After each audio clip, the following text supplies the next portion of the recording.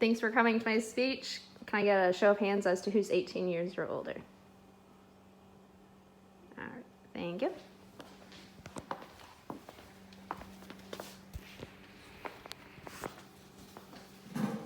Who remembers the days whenever you were a child and you refused to go to the doctor because you knew you were going to get shots? Anybody remember those bad days? All right. Did you know that there are different types of vaccines out there? Did you know that there are risks for not being vaccinated? And did you know that vaccines have reduced illnesses over the years for many years and still to this day? I work in the healthcare field, so I have seen how vaccines affect people if they are not vaccinated versus if they are vaccinated.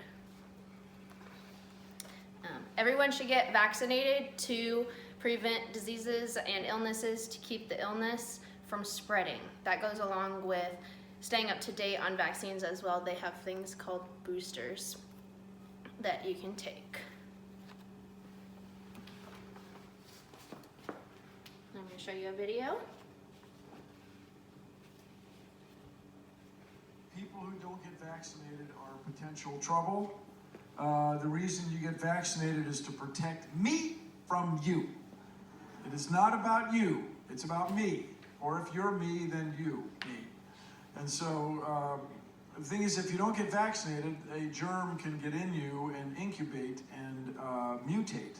And then you produce, right? Then you produce a new strain that everybody else's immune system has to deal with. So you could make a very strong argument that you're required to get vaccinated. It's like a law, a rule, a regulate. You could make that argument. Ooh, whoa, whoa. And then you can't join the military without getting vaccinated.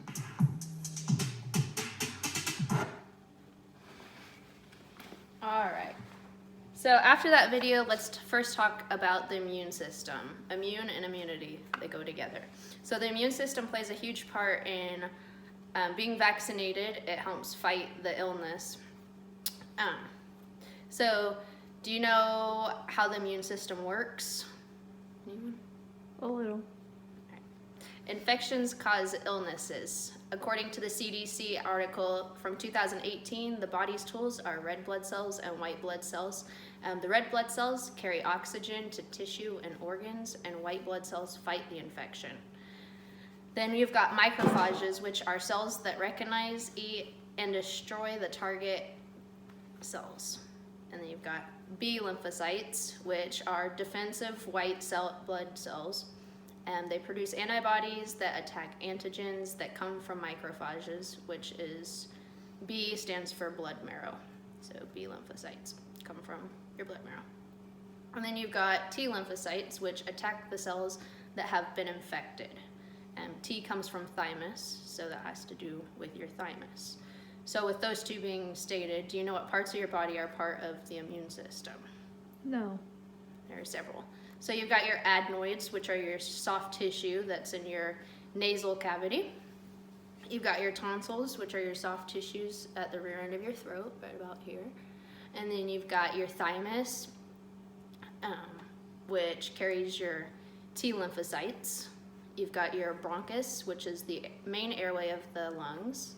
You've got your axillary lymph nodes, which drains the lymph. You've got your spleen, which filters blood. You've got bone marrow, which is for blood clotting. It helps with the clotting process. Then you've got your intestine, which does most of the absorption. Then you've got your Peyer's patch, which monitors intestine bacteria. Then you've got your appendix, which harbors bacteria. Then you got your inguinal lymph nodes, which maintains fluid and balances filter waste. All right, let's roll up our sleeves now and get educated on the different types of vaccines. So the CDC article from 2018 states that vaccines will prevent such as to how much it infects the cells and the immune system responds to each vaccine. Vaccines help the body fluid immunity to infections. It builds immunity for infections. Have you ever been sick after the flu shot? A lot of people complain that they don't want the flu shot because they end up sick afterwards. or they're sore, which that's because the body is using T cells. T cells are memory cells, and B cells, which help remember how to fight the illness later on whenever you do get sick or whenever you're around someone that did not get vaccinated and they are sick with the flu. So they come together and work as a team, B cells and T cells. Every vaccine has potential side effects. People can get boosters to keep their body up to date with the memory as to lowering your risk of being sick. That was stated by the Top 20 Questions About Vaccines article in 2019. There are different types of vaccines, which I have my immunization record right here. It tells you the different types. I have no known allergies. I'm willing to share this information with you guys. Then I've got my hepatitis B shot 1, 2, and 3, influenza in 2016 and 17.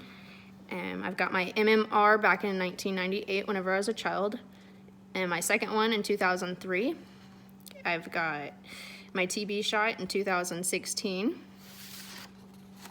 I got my Tdap in 2015, varicella 1 in 1998, varicella 2 in 2015, and then I've gotten other shots due to working in the healthcare field and going to school in certain healthcare places. It was required to get vaccinated with different types of vaccines. So, from that there's different types of vaccines. There's live vaccines. They contain a living version of a virus or bacteria that has been weakened, and it's like putting it into your system to help build. That's when your T cells and your B cells come in, memory. Then there's inactive vaccines, which is made by inactivating or killing the germ during the make process.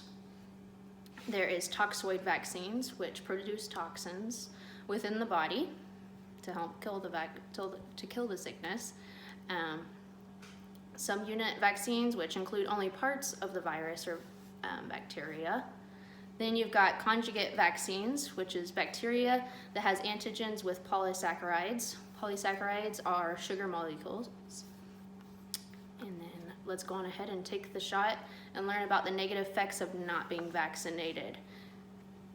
So for not being vaccinated, there's increased infection that can happen. So if you send your child to school and they're not vaccinated, and another child is not vaccinated, it can end up making you more vaccinated.